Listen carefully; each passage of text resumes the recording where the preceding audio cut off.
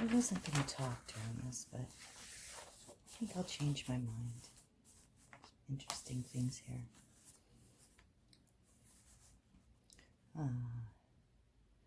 Got British Airways, 22 airline stewards were fired.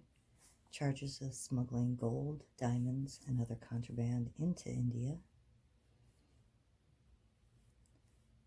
2 big smuggling rings operating in Calcutta through Beirut and Hong Kong are believed to have organized deals worth millions of dollars.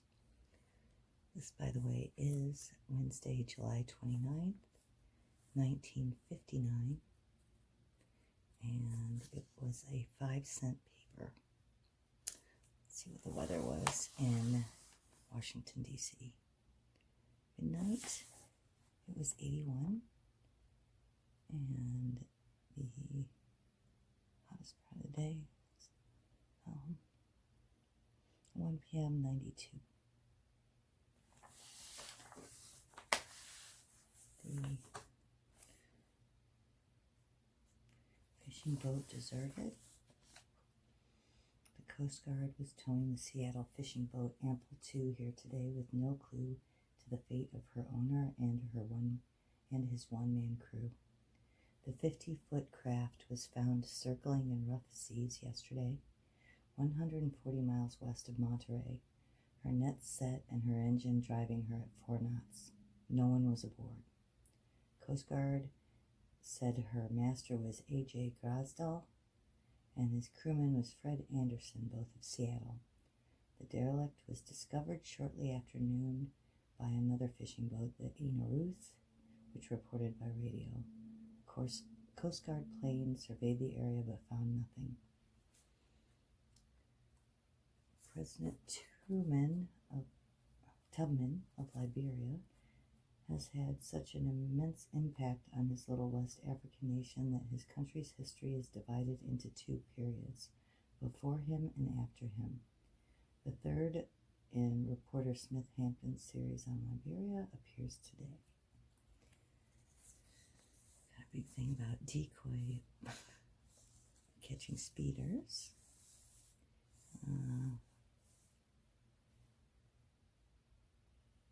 Counterfeit government check ring uncovered earlier this month. So they got the plates that were creating these checks. All you younger guys aren't familiar with checks that much. Used to be a day that you would have a check and people would know you at the store and you would sign your name on the check and give it to them. And you got your goods. No credit card company guaranteeing it, no ID. In the beginning, that was a little before me, but still, you get the idea. Let's see, Nixon clashes with heckler in Siberia. Vice President Nixon took on a series of hecklers today and demanded to know why the Soviet Union sees fit to maintain troops in Poland, Hungary, and East Germany. The clashes took place in Novosibirsk, West Siberia, just before the Vice President took off for Sverdlovsk. Several thousand silently waiting Russians greeted him in this city in the eastern Ural Mountains. Mr. Nixon's eagerly awaited tour of the Siberian branch of the USSR Academy of Sciences turned out to be a bust. Soviet authorities allowed him to see only a single building, they said is to house their Institute of Hydrodynamics. Eventually, some 500 buildings are to be located in the area where many of Russia's top scientists will work. Mr. Nixon learned only that some 35,000 people, scientists, technicians, and students will reside there in a self-contained community called Science City. I wonder how Science City is today. Mr. Nixon stayed there about a half an hour. Soviet authorities only reluctantly allowed him to visit. Mr. Nixon insisted on it. The overall feeling towards Mr. Nixon in Novosibirsk was warm. He received there yesterday the friendliest greeting of his 11-day Soviet tour. Throngs curious about Americans, a breed they seldom see, all but mobbed him at times. But shortly before leaving Novosibirsk, I hope I'm saying that right, close, he was subjected to some questions from hecklers. One of Mr. Nixon's aides said some of the hecklers appeared to have been planted in the crowd. Mr. Nixon showed no outward sign of being upset at the sharp questioning which came as he toured the huge hydroelectric plant and big scientific center, but twice he challenged insistent critics of American overseas bases to hear the truth by tuning in on the farewell speech from Moscow over television next Saturday. And once he replied sharply to a question, "Are you really for peace?" He said, "What do you think?" The questioner said, "I think not," whom Soviet authorities quickly identified as a bricklayer at a Siberian scientific center. Mr. Nixon said, "I suggest you reread my speeches again, and if you can get your government to stop jamming the Voice of America broadcasts, you'll get the truth. You are not getting the truth now." On reaching Sverdlovsk, Vice President went ahead with a visit to a giant heavy machinery plant, one of the biggest in Russia. Sverdlovsk, 900 miles west of Novosibirsk, is where the Bolsheviks executed Tsar Nicholas II in 1918. Now a city of more than 600,000, Sverdlovsk has been a leading industrial center since the Russians moved war industries here in World War II. It is 850 miles east of Moscow.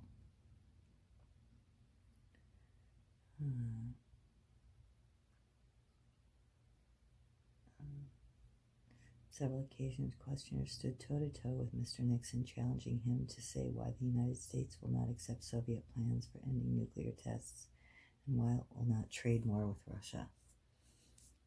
Question.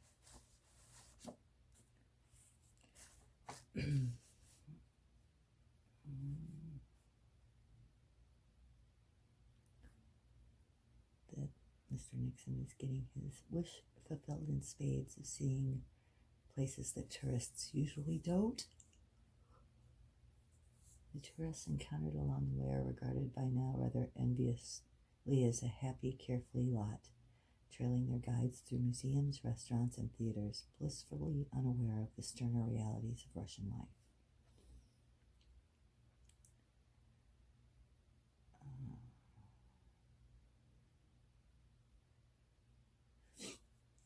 We have another key section of the House bill on civil rights was knocked out today by a combination of Republican and Southern Democratic votes at a Judiciary Committee closed meeting.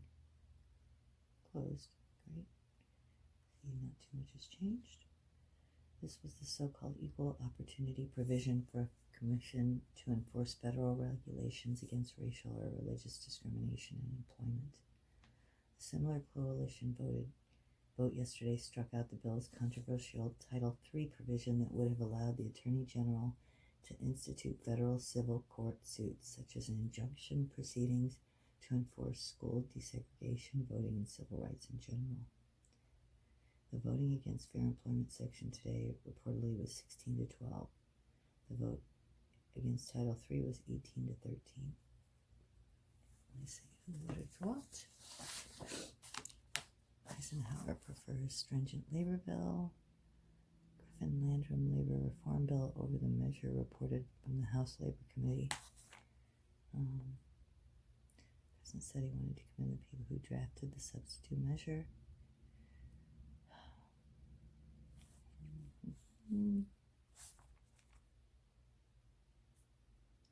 Griffin-Landrum bill goes into the heart of the trouble in 5 key areas by establishing a strong Bill of Rights for union members, prohibiting secondary boycotts, restricting organizational picketing, curbing hot cargo agreements, and authorizing the states to handle labor cases turned down by the National Labor Relations Board.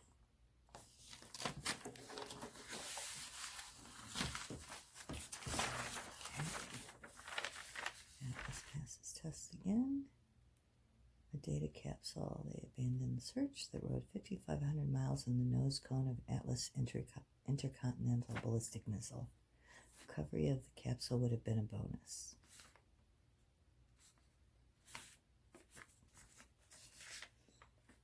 Blue Cross bills from Congress. They will give federal employees the proposed maximum benefits set forth in the standards of health insurance legislation. Fire broke out today at school. Who are these, Jen? Oh, semi-annual clearance. Let's see. The suit was $46.75. $48.75. Stretch socks. 6 pairs for $4.50. They haven't gone up too much. But $8.95 satin striped white shirts were $5.99. Pure silk ties were $1.69 or 3 for $5. Leather belts on sale for $1.99.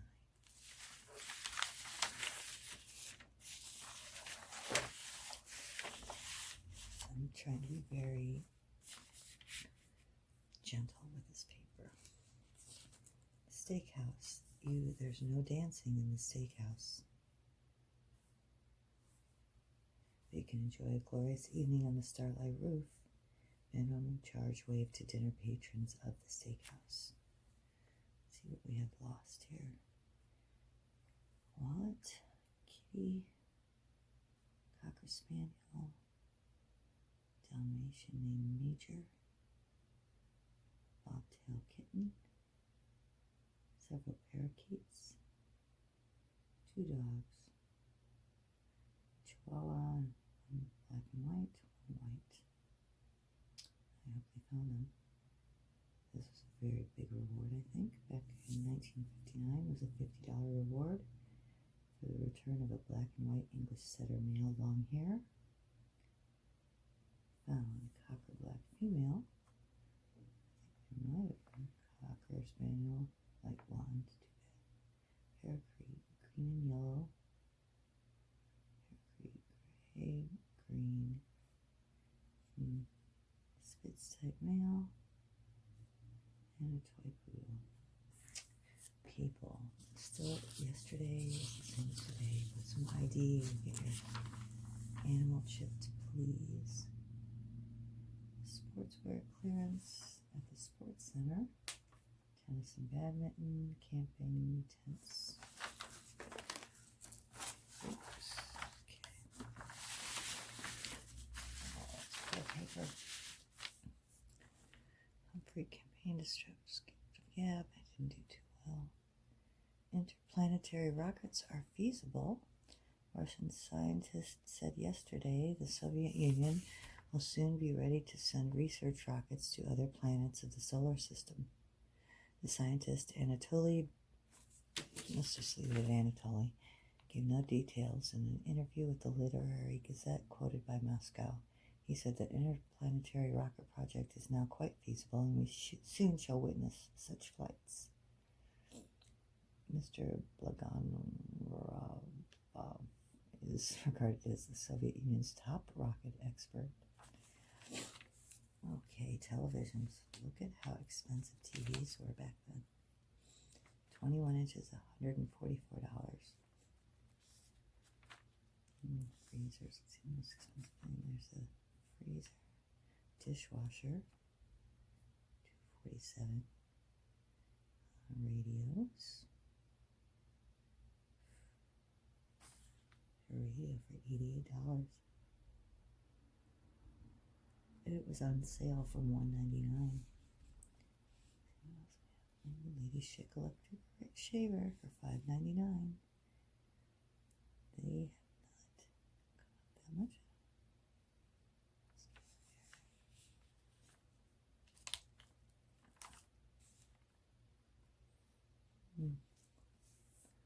The Wurlitzer cord organ for $6.95. Oh, we got some crazy Hart Schaffner Mark suits for $69. Hand-tailored Brook Street suits for $79. and imported cashmere lamb's wool topcoats. Adelaide wants name kept off ballot. Adlai Stevenson last night asked his Oregon friends not to embarrass him by placing his name on the ballot for president in the state's primary. He was flattered, but no, thank you.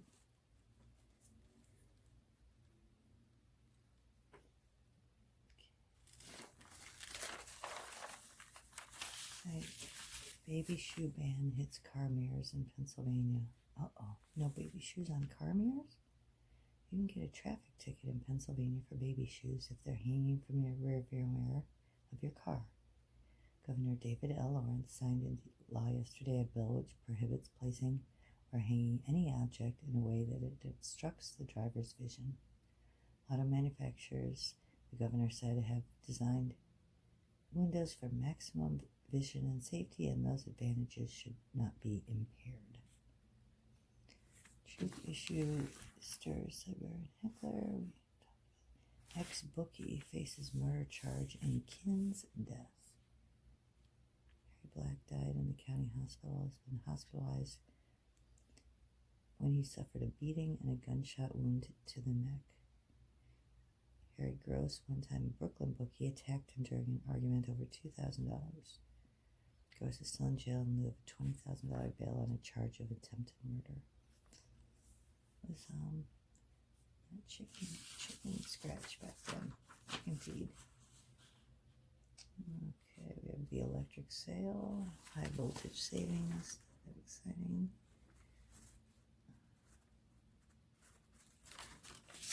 I had this on an ad here, I think. Look at all the appliances. Dusty floor gets covered as red press hits hair. An asphalt covering to settle the dust was laid at the United States exhibition today as the Soviet press began raising its own clouds of dust about the whole show.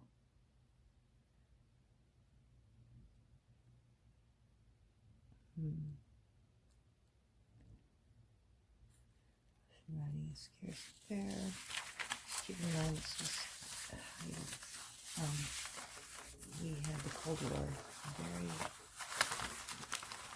very happily running around at this point. Thief takes chance. It was only a routine building check, so police officers H.K. Downey and J.W. Brock didn't worry when they left their patrol car, but when they returned, it was gone. 15 minutes later, the embarrassed officers found the car parked in front of a nearby cafe. Port Sill, Oklahoma. A sentence of life imprisonment and dishonorable discharge was declared yesterday for Private Gordon Thompson, 19 years old, convicted of premeditated murder. 19. Imagine that. Life in jail. 19. Whole life in front of you. Deliberated less than an hour. Convicted of slaying specialist 5C John Norris, 23, during a February 20th argument in barracks at Fort Monmouth, New Jersey. The defendant said he hit the Army cook with a window stay and didn't remember anything after the first blow. The case will be referred to a board of review in Washington. Oh, look. A steak dinner for $2.75. It was probably quite good. Interesting. Action on Tibet by UN sought.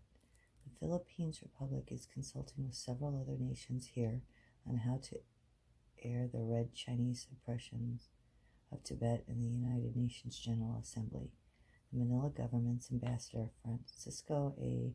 Delgado, told a reporter today the Philippine mission to the United Nations considered the Tibetan problem one worthy of consideration by the General Assembly. We believe the issue of genocide is involved. The Tibetan people have been deprived of their liberty, and the situation is a threat to the peace of the world. The Dalai Lama, the Tibetan God King, took refuge in India late in March. Wow, that's right when he left. After the Chinese Communist troops put down a long-simmering revolt. The International Commission of Jurists, which claims support of 30,000 lawyers in 50 countries, put out a report in Geneva last Friday estimating that 65,000 Tibetans lost their lives in the revolt. We're trying to find the best way to bring the Tibet problem before the UN, so it might benefit the Tibetan people, but also result in defense of human rights. I wonder if it's ever gotten there still. Poor Tibet. I'd like to see the Dalai Lama be able to go home again. Seems like very peaceful. He's got a good sense of humor. Second quake in 10 days hits southern Utah. Cedar City, Utah. The second earthquake in 10 days hit southern Utah. It was in the Carrierville area, about 20 miles south of here. 10 days previously, a minor quake hit in northern Arizona, in Canam-Orderville area. No damage was caused by yesterday's quake, but residents reported the tumbler rattled dishes and caused buildings to sway slightly. Chicago Kinross Air Force Base in Kinross, Michigan is being renamed Kinchelo Air Force Base in honor of the outstanding space-age test pilot killed last year.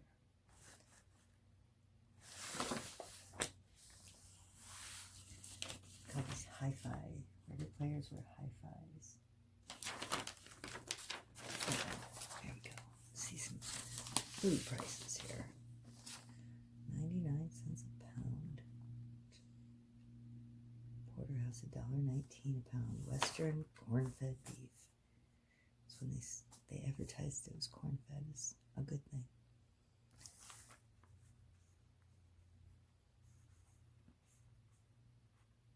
Save more at Giant. Yellow corn. Spaghetti dinner, 39 cents. Pork and beans, 2 cans for 25 cents.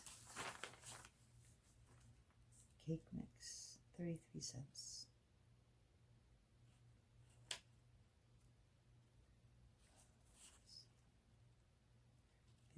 Vichyssoise soup. I sold any of that.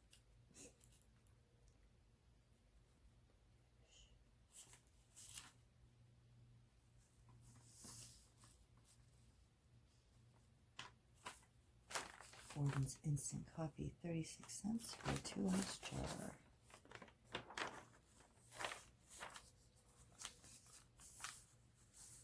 President says will fight threats to encroach on executive powers. New style and plane loading. Passengers at San Francisco's International Airport now board Boeing 707 jetliners through new covered jet walks. That's right when they started this. They didn't go real long with these though, because they just stayed with the one ramp. But this you loaded from the back and from the front. Only done that once through JetBlue in Long Beach. Having the dual loading. A 9-foot shark caught off the southern Anne Arundel County community will be displayed at the county fair in September.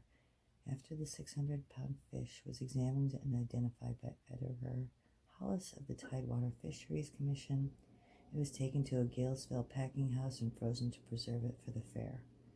Lovely. Mr. Hollis, a biologist, identified the fish as a bull shark, sometimes calls it cup shark. I think the cup shark moniker has been fairly phased out. He said he examined 5 of this type caught in the bay in 1956 and had heard other reports of a few others caught since then. The shark was landed in a pound net of Warren W. Hazard of Galesville, commercial fisherman. Reds can't blackmail the U.S. Really?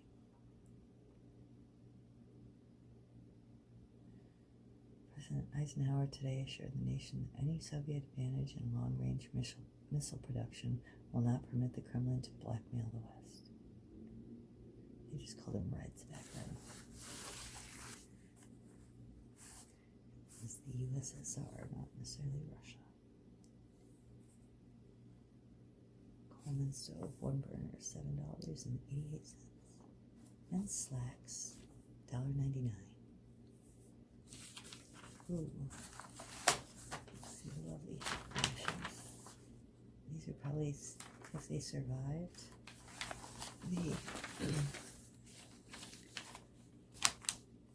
at all, like these pieces of furniture, they're probably like 6 times more now than they were back then. 5-drawer chest, $54.95. A bookcase bed for $54.95.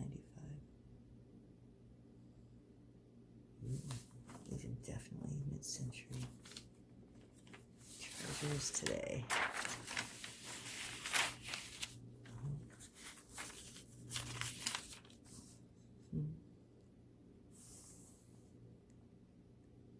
London LP records, $1.66 each. $500,000 bond set in kidnap case. The 2 Virginia escaped convicts accused of kidnapping 79-year-old Peter M. Nelson from his Fairfax County home probably will be removed to Alexandria over the week and for prosecution. At Pittsburgh yesterday, bond was set at $50,000 each. That's insanely high for back then. For James E. Hall, 37, and Connie Plott, 27, charged with abducting Mr. Nielsen last week after escaping from a road gang.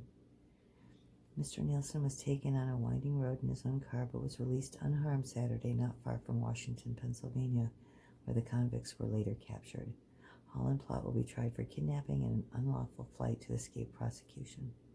Well, I guess maybe they shouldn't even have bonds since they escaped a road crew, right? Let's see, Red astronomer disputes rivals Martian theory.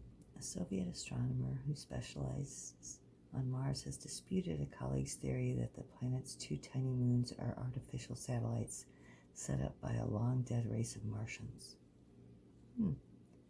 Gavril A. Tikhov, who at 75 is described as the Soviet Union's oldest astronomer, told the newspaper Kazakhstan Pravda that Alma-Ata and 2 Martian satellites apparently are one big disintegrating planet, the Soviet news agency TASS said today. He poo-pooed the artificial moon idea advanced in a May 1 newspaper interview by astronomer Iospi S. Shklovsky, who said the moons named Phobos and Deimos are smaller and closer to their planets than any other satellites in the solar system. That dude, Iospi, added that Phobos had picked up speed and changed position, indicating it may be hollow, unlike any natural satellite. Mr. Tikhov pointed to the belt of tiny planets known as asteroids circling between the orbits of Mars and Jupiter. The smallest is only about 1 mile across, he said, and it is possible for Phobos and Deimos might once have been attracted from the asteroid belt to Mars. He also noted that Jupiter has satellites less than 15 miles in diameter. So I'm thinking Mr. Tikhov was correct.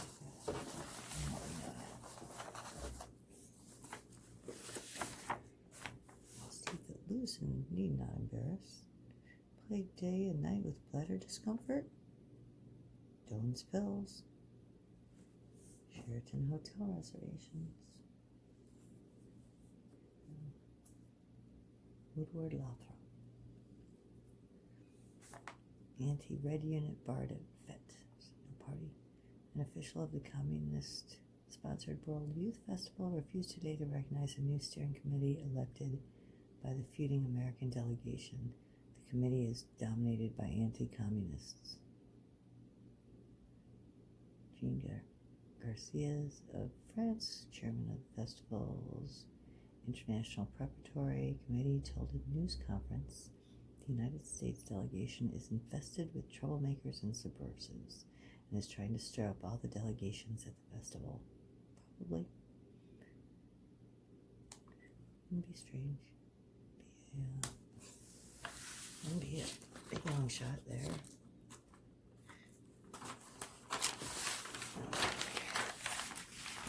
Here we have the Hecht Company luggage.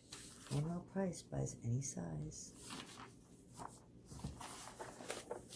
You can get that huge Pullman one for $9.99.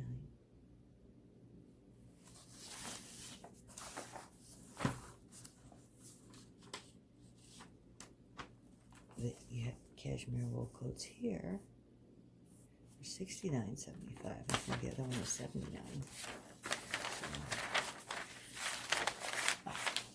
Sorry, paper. Idea for district scene in Boston Transit line. Oregon invites Rockefeller. Walter seeks Red Act change. Representative Walter, Democrat of Pennsylvania, wants to plug a loophole in the Subversive Activities Control Act. He has introduced a bill providing that the final order of Subversive Activities Control Board branding an organization as being communist front organization to apply to any successor organization. Lord, Red Scare. Yes, it was. Williamsburg, Pennsylvania got rain on July 29th for the 83rd year in a row.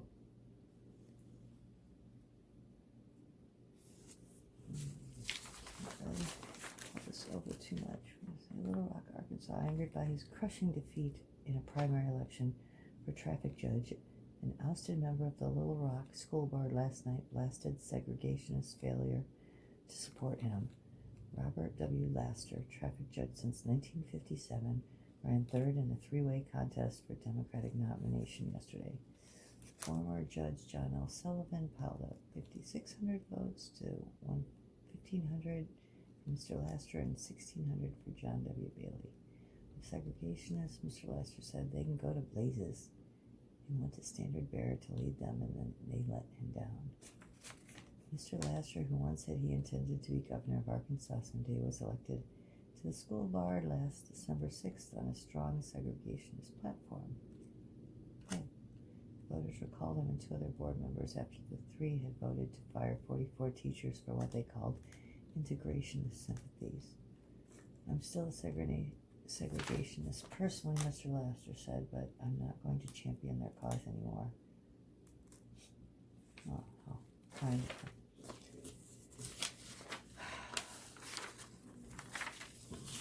Oh, yes, here we go. All right. Well, let's see what they say about Richard Nixon. Some of our amateur political experts, especially those to whom the man's very name is anathema, are taking a dim view of Richard M. Nixon's Russian-Polish tour. They think the vice president is up to no good, and they devoutly hope that he will fall flat on his face. It is interesting to note, however, that the professionals that take a somewhat different view. They realize that the trip can boost the Nixon political stock in this country. Most of them also think or profess to think, however, that it may help relations between our two countries. In any event, it is not doing any harm in this respect. Some of these professional views appear to be colored by the individuals on stake in the game. It's not as exciting as I thought it was going to be.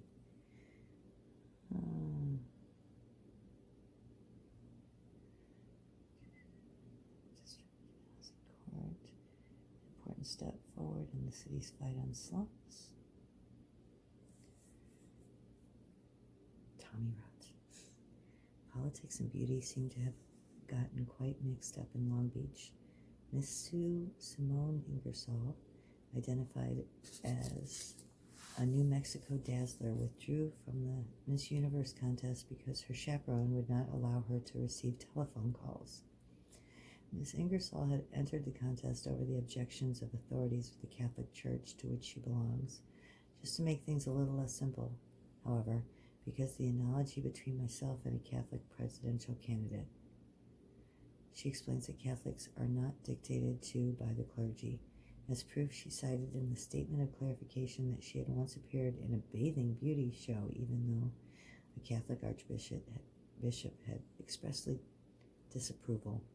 Offhand, the whole business sounds like Tommy Rotten and bad taste. Besides, our main regret is that Miss Ingersoll's chaperone did not disallow her from having a phony press conference.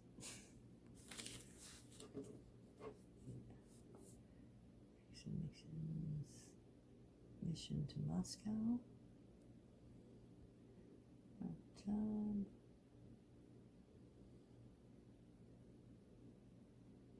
Isn't that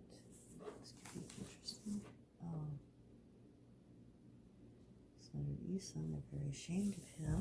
I'm not quite sure where he's from. Oh.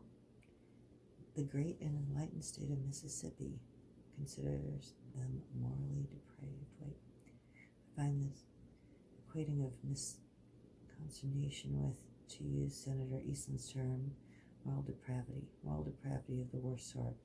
It will come to a great shock, I am sure, to the thousands of American servicemen who marry non-Caucasian girls while overseas in the service of their country to find that the esteemed senator from the great and enlightened state of Mississippi considers them morally depraved. Surely the airing of such opinions can hardly qualify Senator Eastland as a champion of the forces of decency. Good for you, Theodore Frenzel.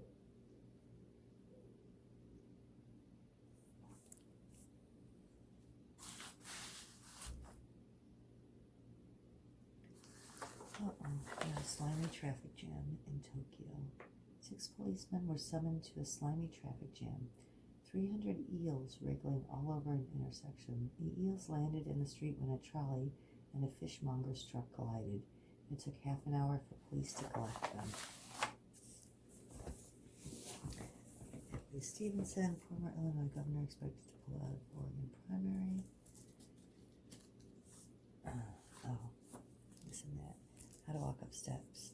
Very few people seem to know how to do it except heart patients. Such persons are instructed in the art of stair walking, but then the rest of us go at it as if it's running a race, and that, of course, is precisely the wrong way.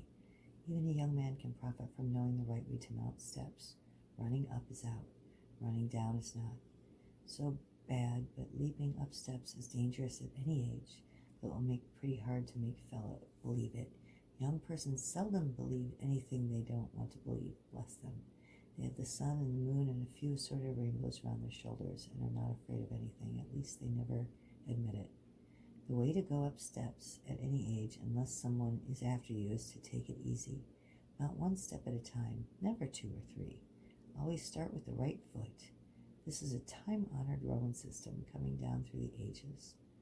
These old fellows had very positive ideas about such matters. Call it superstition if you wish. They always entered a building right foot first. The right was preferred or fortunate foot. Thunder on the left, one of their expressions, meant the opposite or something bad.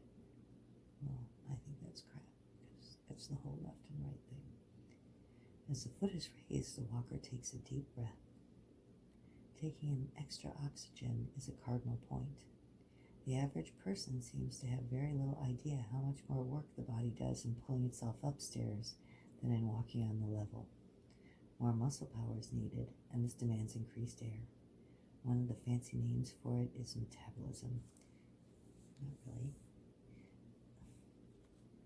Charles Traceville needs to get more hobbies. Why are some sands, such as those near Alamogordo, New Mexico, so white? Minerals in it, silly. Minerals. Okay.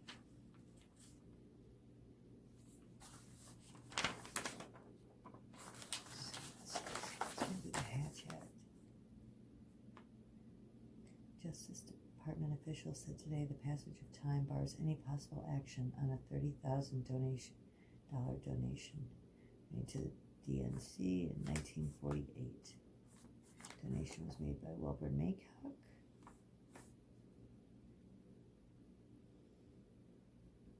And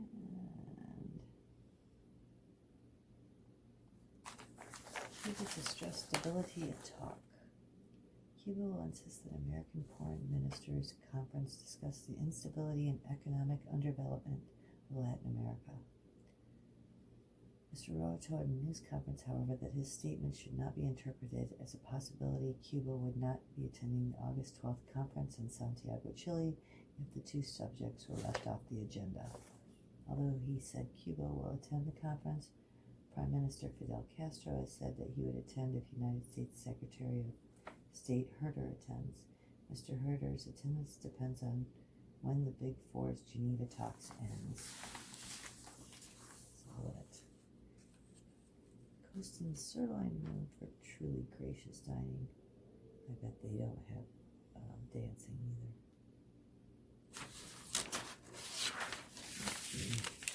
Frozen food sale. Not everyone had frozen food back then. And it wasn't. Oh, look, they still had kale back then. Yum.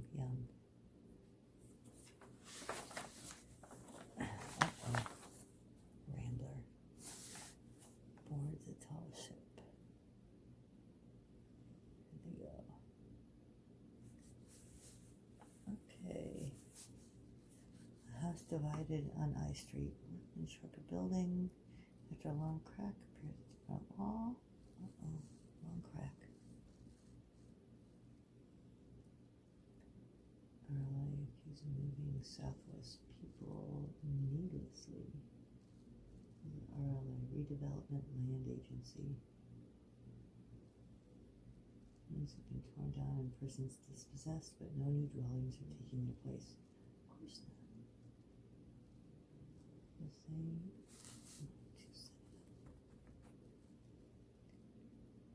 Home rule hearings. Tuesday, Monday. And dancing is no longer simple, man. A zippy number during the Dance Masters Convention at the Shoreham Hotel. Dancing to one who hasn't danced much since a musket ball nipped at his toe at Gettysburg has grown horribly more complicated than the old reliable 1, 2, 3, 1, 2, 3. They probably wouldn't want to see today's dancing then. They would never be able to. The instructions for moving the feet through a typical modern dance routine go something like forward, open, chase, turnaround, boo-doo, do, bampa. All on the beat, of course, man. These were the instructions one teacher of jazz dancing was giving his eager class of 150 other dancing teachers in the Shoreham Hotel's West Ballroom yesterday. The ordered melee of waving arms, swaying bodies, and kicking legs was one of the more striking features of the 75th convention of the Dance Masters of America. This is Bob Audi teaching jazz class. Few menfolk were all but lost in the varicolored sea of pastel leotards worn by lady dancers. Audi, a choreographer and performer, was a student of the renowned Paul Draper, gave every appearance of a man exuberant in his work. His own recorded Times Square mambo. We danced and shouted such instructions as 1, cover head, 2, open up, 4, legged chase, and cha-cha. That coincided roughly with the written directions in his handbook for the piece. Flex kick left, flip arms above, pop knees forward. It was inevitable that somebody should burst a seam in all this action, and sure enough, somebody did. Instructor Audi. A quick change of trousers delayed the class only a couple minutes, however. The railroad, these 1,200 employees were had furlough, and that was a big beginning. Railroads probably furloughing people. Casual corner back then. Judge Noyes deploys holding a runaway boy in jail. The case of a runaway boy had to be kept in the Montgomery County Jail last weekend was used today by Juvenile Court Judge Alfred Noyes to point up the county's desperate need for adequate detention facilities for young people in trouble. It's a disgrace and an outrage that juveniles have to be held in a cell. Even though it is remote from the rest of the jail, it still is a prison cell and is like solitary confinement. He wouldn't like today, then. He pointed out the state has appropriated $500,000 for a Southern Maryland regional detention home in the county, but every time a site is selected, the residents in the adjoining neighborhoods register such major objections that the plans have to be abandoned. Not in my backyard. That was going on a lot back then, I see.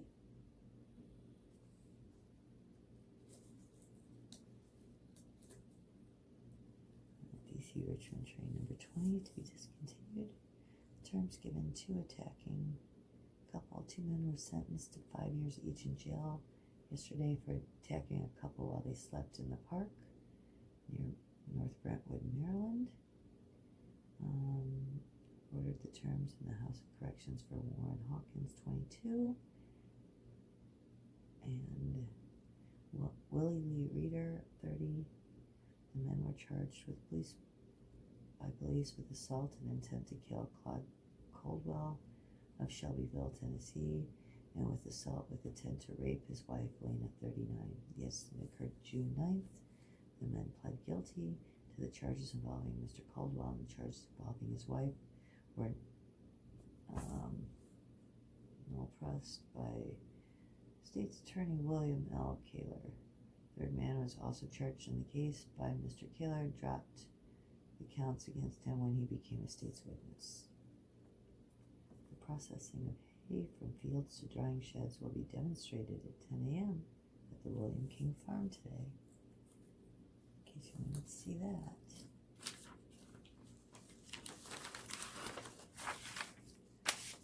Man and wife beating had a cautious start. Well, that's nice. This is interesting. We have an old Dear Abby. I refuse to read anything by Billy Graham. Some husbands never learn. All my friends think I'm nuts, but Abby, I can't live without this woman. We were married and divorced twice. We are apart now, and I can't stand it. I support her and her son by a former marriage. I give her more than the court ordered, but that doesn't matter. She can have everything I own. She says she doesn't want to live with me because she feels no love for me. But I don't care. I would live like a brother to her just to be near her. Am I crazy for wanting to marry her again on her terms, which are separate bedrooms with a lock on her door? Crazy for her. Dear crazy for her, I would never advise marriage under the circumstances. To go through with the sacrament of the marriage ceremony and live as a sister and brother is to make a mockery of marriage. Why not rent a room in your home and pay all her bills? Well, sure, why not? Jeez.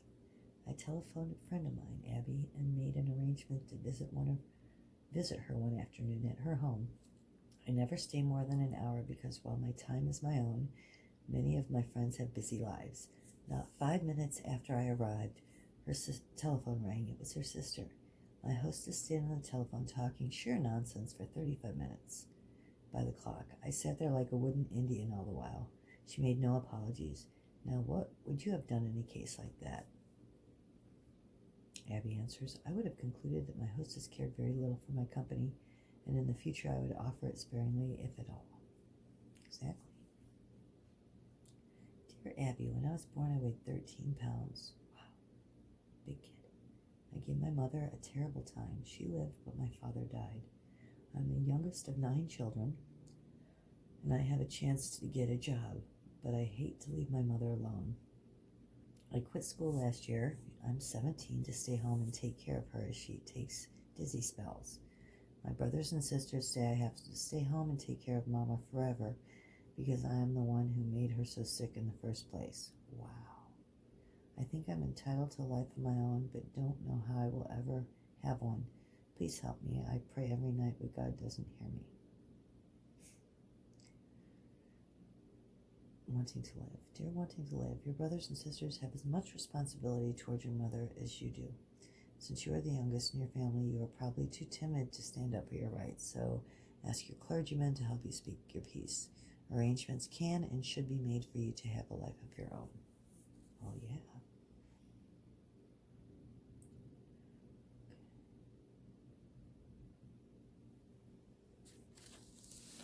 How to stop killing yourself. Mrs. P.M. of East St. Louis, Illinois sends the following. I just have given birth to a wonderful baby. I have a very contracted pelvis and got to wondering what became of women such as myself in the days not so long ago, either when no measurements were made before birth. Were these women blamed for not cooperating when the baby couldn't be born? Why isn't more said about how grateful women ought to be today for the wonderful things medical science has done for them in this respect? From From my colleagues, the obstetricians, thanks. One leg shorter from Calgary, Canada, Mr. UTR comes up with interesting suggestion.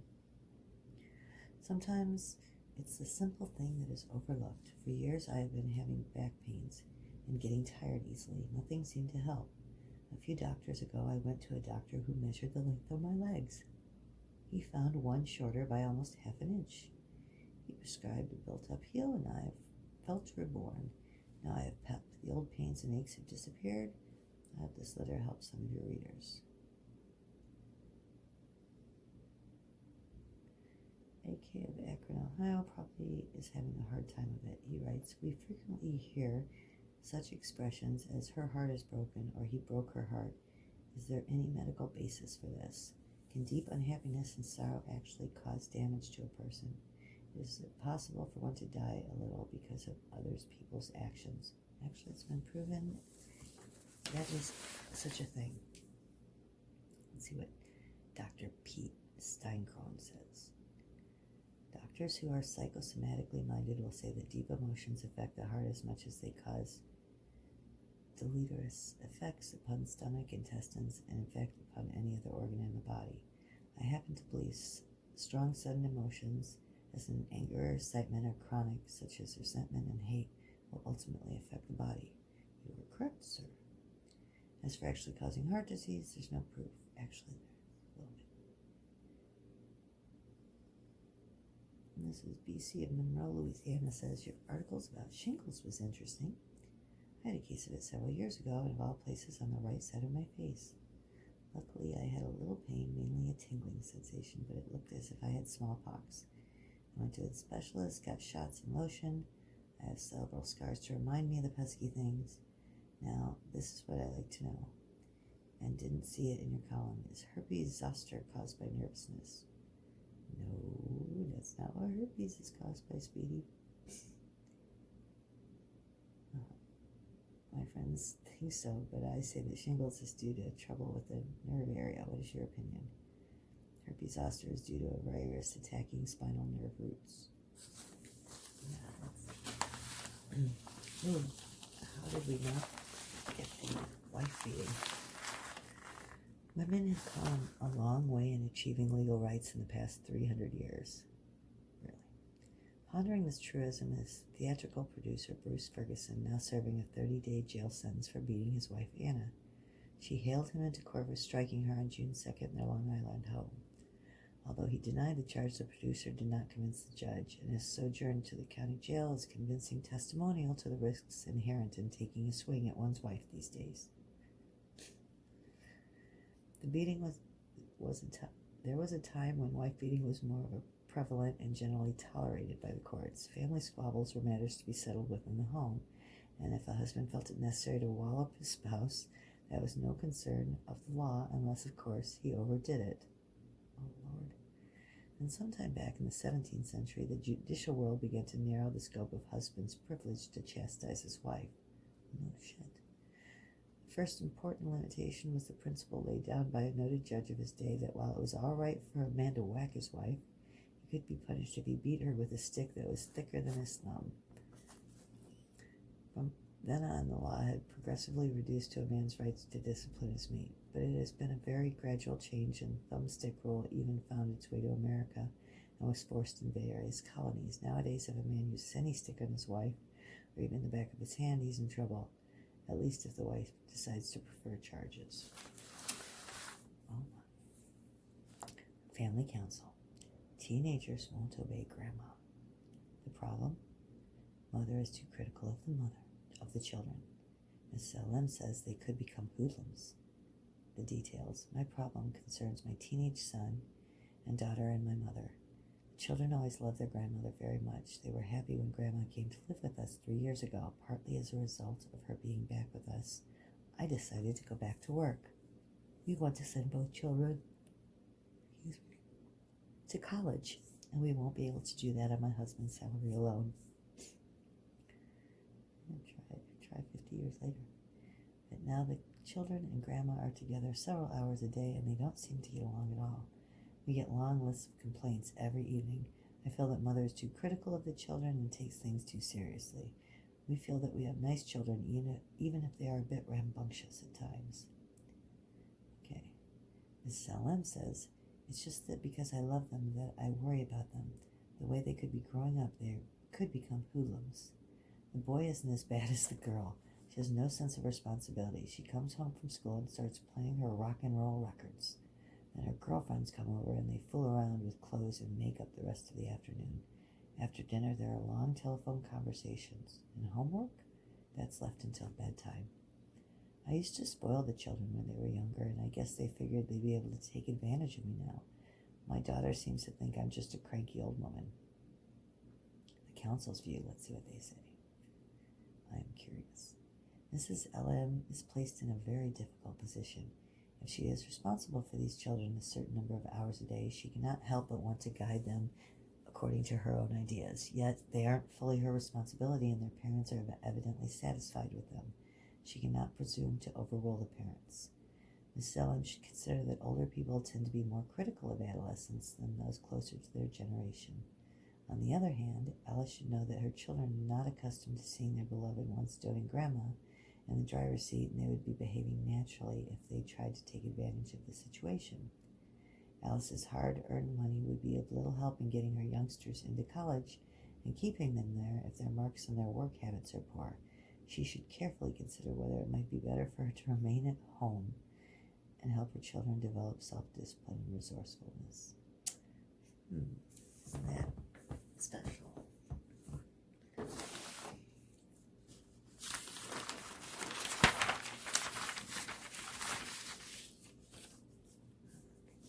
Mom takes hitchhiker 174,629 miles. Half Thumb will travel emblazoned on his red uniform. Devon Smith, a hitchhiker from Los Angeles, left Washington today on an international goodwill tour he started May 18th. Mr. Smith is visiting 40 American towns named for European cities.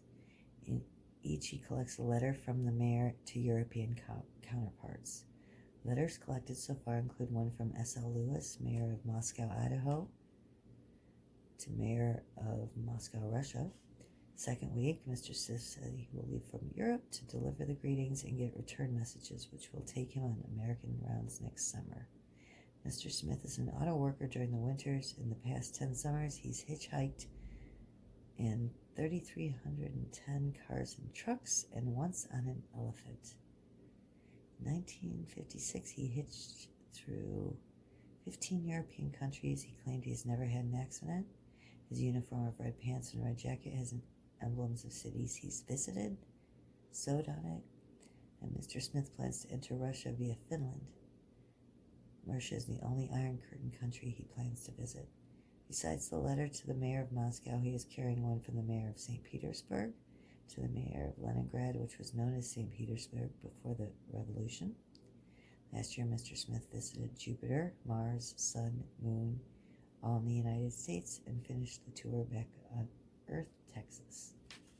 Well, that is very clever, very interesting, and I bet he had a really good time. Attention, Congress.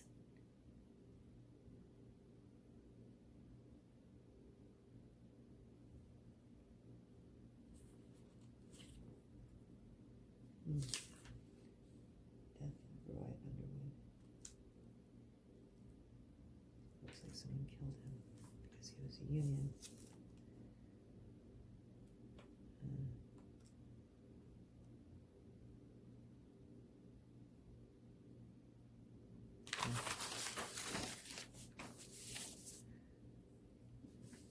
They had these lay-down freezers. Our neighbor had one when I was a little kid. I was trying to get popsicles from there. Lots of obituaries. Sam Orbach from Law and Order. No, it's not. But Jerry Orbach. Sam Waterston. But it wouldn't have been him anyway, obviously.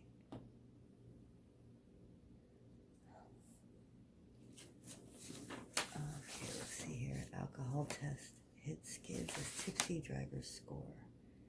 Television program backfired last night when 3 motorists did better after drinking whiskey than they did while dry. The 3 Britons, 2 men and a girl, volunteered to help a BBC safety program. How good a driver are you? Proved that alcohol slows down a driver's reaction. The test consisted of negotiating an automobile over a set course with a lot of reversing, turning, and going forward without knocking down or touching a series of posts. The first driver swung sober through the course in 45.5 seconds. Then he drank 2 whiskeys and made it in 42 seconds. The girl, a 21-year-old secretary, took 44 seconds before the drinks and 38.5 after. The third driver, before 43.5, after 38. Professor Robert Drewer of University College hastened to explain that the experiment was carried out too quickly. The second test was taken before the alcohol really had time to hit the bloodstream. The drivers also knew they were under test conditions, so they pulled out that extra little bit. Still funny. A home, but not for the money, has been found for a proposed after-school training program for young Washington delinquents who otherwise would be sentenced to an institution. Dusting Hardway. The new cleaning woman at the Industrial National Bank was startled to see a squad of police rushing in last night. It turned out that she had dusted so conscientiously in a teller's cage that she had set off the alarm. Oops. New Army radar. Can hear men crawling 2 miles away. The Army has developed a super-sensitive radar which can see and hear a soldier crawling on the ground 2 miles away or spot a tank or jeep at 10 miles. Indeed, the Army claims the gadget is so sophisticated it can tell the difference between a man and a woman walking at more than 600 yards in the night or fog. An Army spokesman explained a woman walks differently and produces a different wave on the radar. An announcement yesterday said the 2-mile range for spotting a crawling soldier was under average conditions.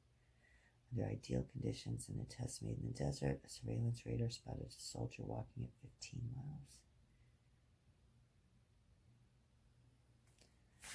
Awesome. Wow. They still use that word back then.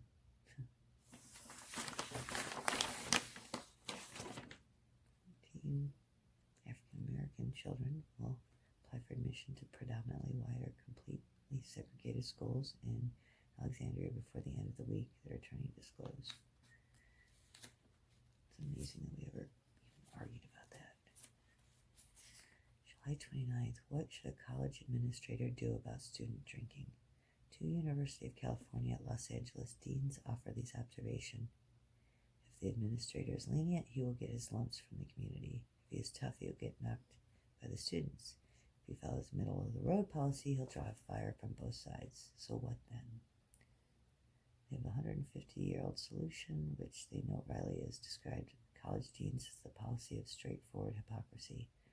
It's a regulation adopted by Virginia's William and Mary College during the Jeffersonian era. The college ordained the drinking of spirituous liquors, except in moderation, which becomes a prudent and industrious student, be prohibited. Translated roughly, this means it's all right to bend an occasional elbow if you can hold your liquor. Then, divorce granted from Mrs. Marriott. Mrs. Paul Morris Marriott was won a divorce in Miami yesterday from her third husband, president of Hot Shop Caterers. So, Third Court Judge Ray Pearson signed a decree giving Mrs. Marriott $1,800 a month in alimony, $2,600 in court costs, and $23,000 in attorney fees. Use of a Washington, D.C. home and custody of their daughter, Rebecca. Marriott's home was at 5160 Palisade Lane, Northwest. Mrs. Marriott has been widowed twice. Her first husband died of cancer, and the second was killed in an airplane accident. She was married to Mr. Marriott in Nevada in 1948, and they separated in 1956. I'm assuming that's the Marriotts. Since that was Nevada, many of them, I believe, were in Utah. Hertz rental car.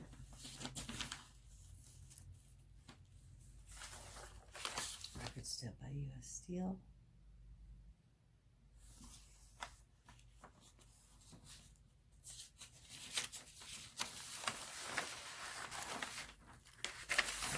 Movies. Edward Cookie Bar marries reform school girl. Kooky combs and kooky photos at the drive-in. And the second movie is The Drag Strip Girl. The Mummy. The Horse Shoulders by John Wayne. Audrey Hepburn. Kim Novak. Herpes. Anthony Quinn.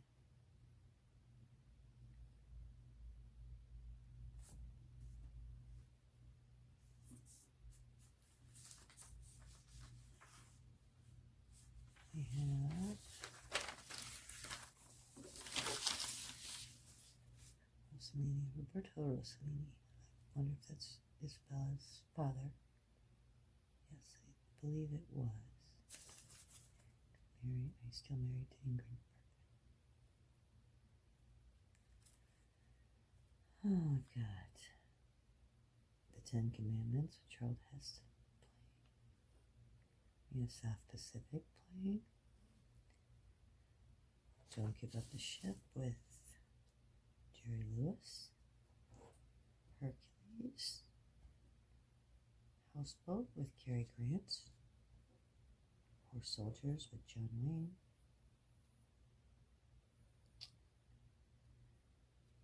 Those are the main ones, it looks like. Some Like It Hot at the drive-in.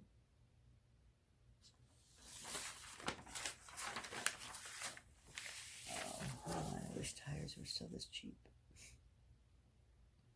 White walls. Do they even sell white walls today? Not quite sure. Got sections. Not sure what's going on here. Ooh, this is going to be bad. Siberian Fashion, seen by Pat Nixon.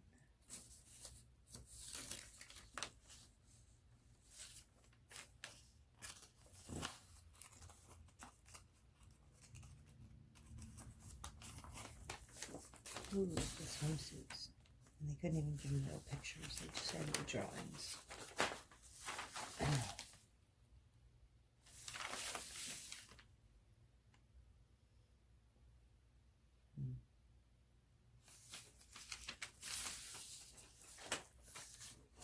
Great section. Lyndon Johnson being urged to go to Warsaw, Moscow. Look at that freaking set of chompers. Miss Lillian McCormick of Washington, D.C. missed the boat yesterday with a champagne bottle. The sponsoring party had to board a tug and follow the destroyer Linda McCormick into harbor and christen it from the deck of the workboat. The 4,500-ton vessel is named after Mrs. McCormick's late husband, an admiral. Oops. Mrs. McCormick had been dipping into the champagne probably a bit before that. Still last forever.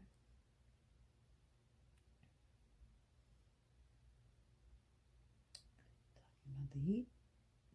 That hasn't changed, huh?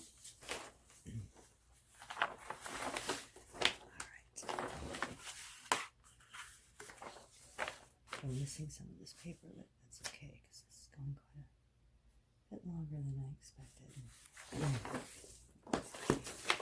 And destroy it. Okay, I have the sports sections. Television, look at all the stations. This was in the east, so 4 stations. Gallagher. See primetime television. Truth or Consequences, American Bandstand, that's for tomorrow. This Is Your Life,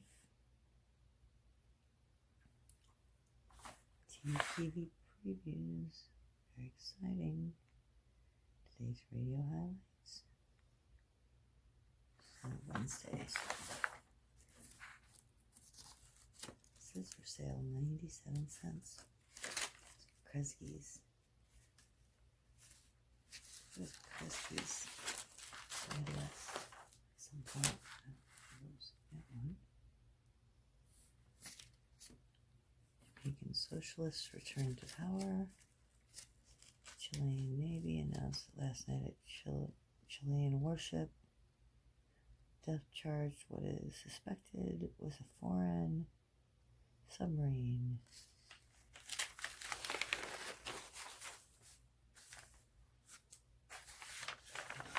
That word again.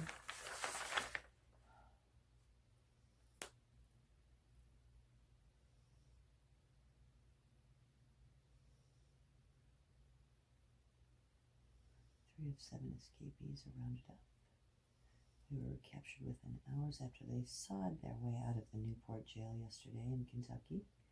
Recaptured were Joseph DiNardo, 2 men held at state charges, Carl Webb and Harry Lee King. 4 federal prisoners, including Howard Glenn, DeMorphus Lewis, and convicted bank robbers were still at large. The others were Lawrence Adams and Albert Wellman.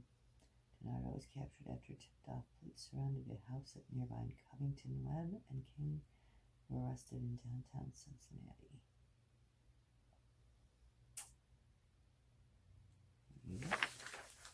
That's that company advertising again. That was someone to advertise that day again. Woodward and Lothrop again.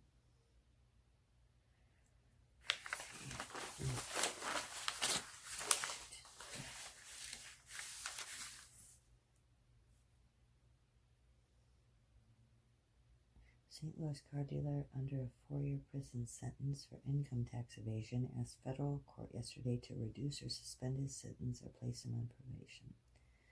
A petition filed by Adolf Seeberger said, among other things, that he suffers from claustrophobia, fear of narrow spaces. See how that goes for him. Frederick Emerson Peters, the last of great impersonators, is dead, but his obituary is still incomplete. Facts for the final chapter of this fabulous story are still being assembled at FBI headquarters.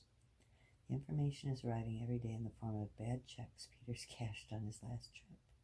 A swing around northern cities where he left a familiar trail of worthless paper and victims who find it hard to believe they were duped.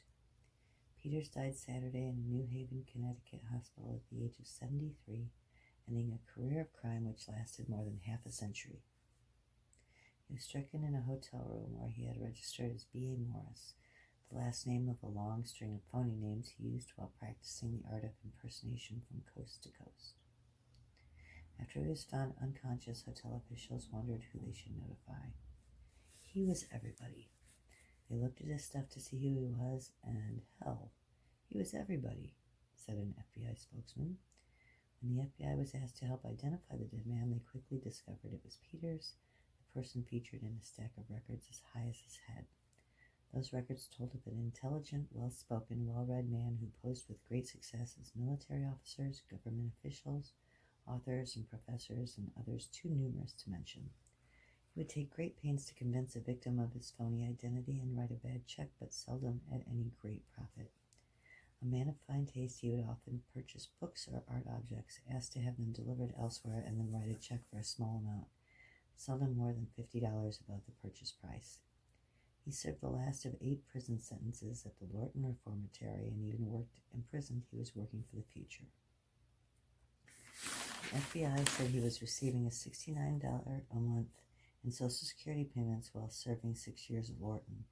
He used the money to buy books and art objects from New York stores using a Lorton box number as his return address. When he was released in August of last year, he went to New York and visited those stores where, by virtue of his previous purchase, he had established credit. Those bad checks he wrote there are still coming in. During his last busy year, Peters gave a Baltimore silversmith a bum check in payment for a silver chalice he said was going to present to the National Cathedral here. The American Peace Society, in the belief that he was going to write a biography of the group's first president, gave him space for their job and their building at 1307 New Hampshire Avenue, Northwest. He took the society's petty cash and blank checks, which he filled in later. Well, he certainly went out with a bang.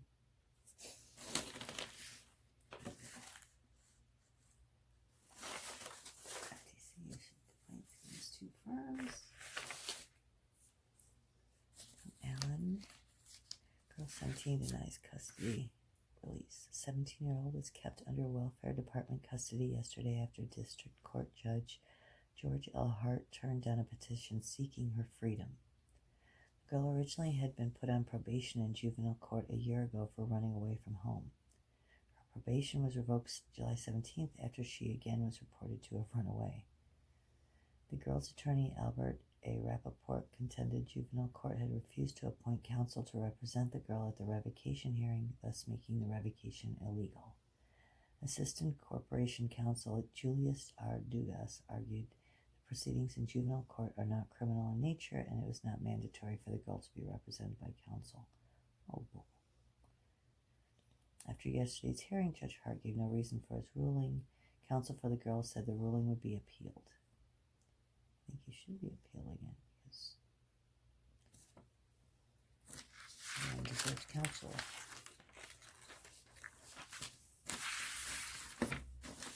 Wide socioeconomic changes at First Republic for William B.S. Tubman. I believe that's talking about Monrovia and Liberia.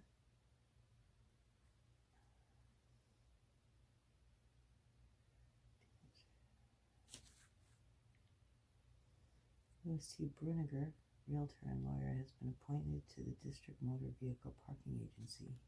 He was named the District Commissioner to serve out the unexpired time of Garfield Cass, a real estate developer. Mr. Cass resigned in protest over what he termed the failure of the agency's fringe parking lot program. Mr. Bruniger was to be sworn in today for a term ending in 1962. He was a member of the Federal City Council and former president of the Washington Real Estate Board and Builders Association of Metropolitan Washington.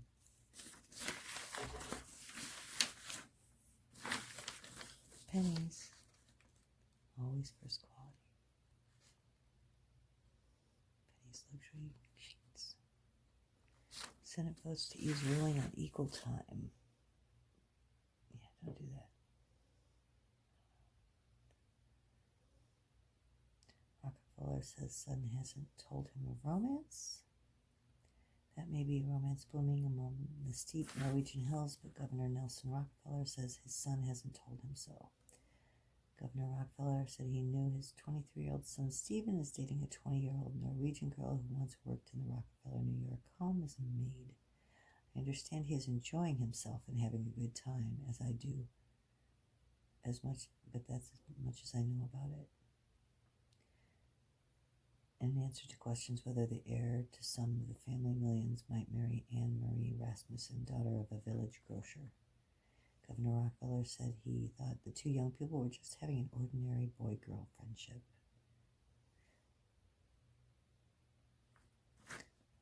Jobless is now an Owen guaranteed a husband for every girl.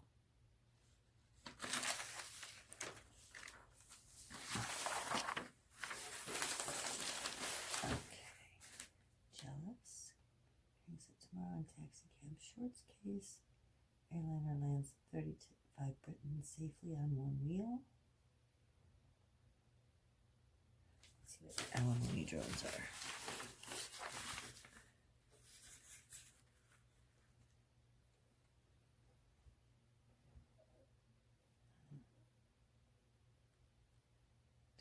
$20 a week. So the sum was not only excessive and totally unwarranted, but punitive. He contended that no able-bodied woman who could support herself should be awarded alimony, and that to do so results in an army of alimony drones.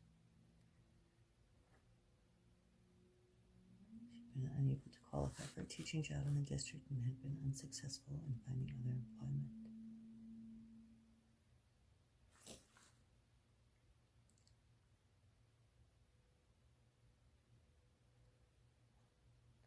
A Viking airliner bringing 35 Britons home from a continental vacation made a landing on one wheel last night.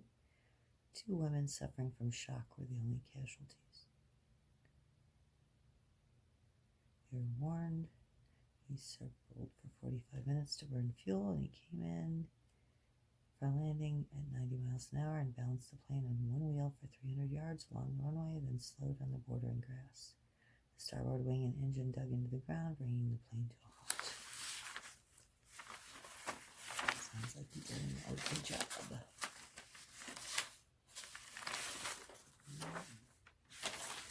I messed up here. Oh, here we go.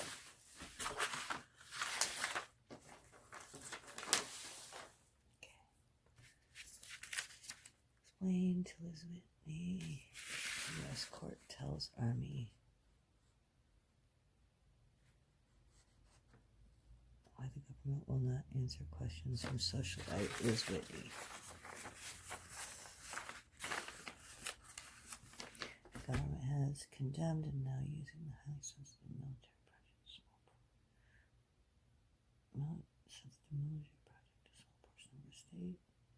The socialite and horsewoman, who is now Mrs. Mary Elizabeth Person Lunn, has asked the federal court in Alexandria to force the Army to tell her just why it took the property and what it is doing with it. As they should. The reason cited by Ms. Lunn is to justify her demand for classified information so that the water supply for her prize horses might be affected by what happens on the secret slice of land.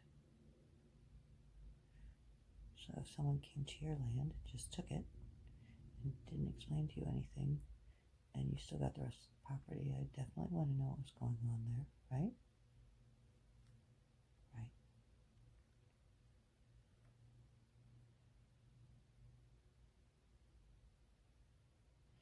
Oh, that's terrible news.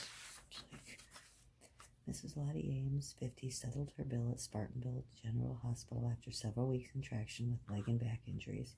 As she left, Mrs. Ames was hit by a car. She was returned back to the hospital with leg and back injuries. It's not her day.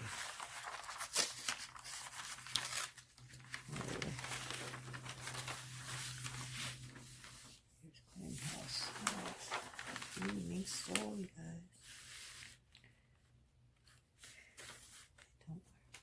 Okay. Plastic encased newspaper cluster. Last month, my teenage daughter's picture appeared in the Washington Daily and Maryland County Weekly newspaper. She received through the mail both pictures encased in plastic. Since she did not order this, I know that she's under no obligation to pay. Well, yes. Puppy advice. Many readers have submitted the names of breeds of dogs which they feel would answer Miss J.K.'s query. Because we cannot print all the letters, excerpts from each letter are included below. Beagles. Beagle fill all the requirements for a good pet for children and makes a worthy hunting companion for Dad. I can't stand sub-zero weather with no ill effects. Continuous. But they are good temperament. Popular, devoted, yes, collies. Golden retrievers, of course.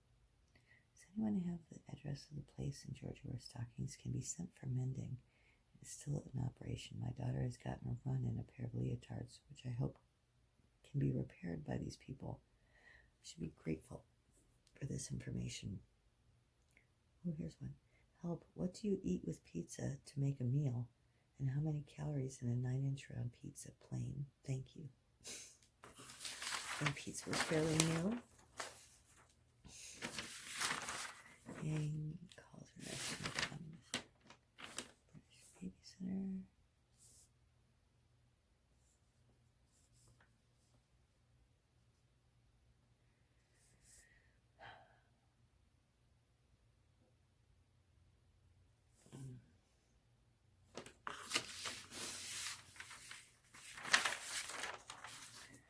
Well, this isn't all paper, it seems, but it was sealed. This is interesting. This is when Saks was not on Fifth Avenue yet. They were on 12th Street, so they were just Saks.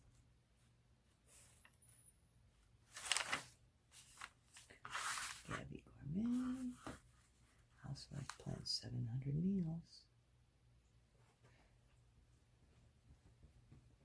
Alright, everyone. Well, I hope you enjoyed a little bit of my oration of this paper, The Evening Star. I don't know how long The Evening Star was with us after this. Probably quite a while. I'm not from the East Coast originally, so I am a bit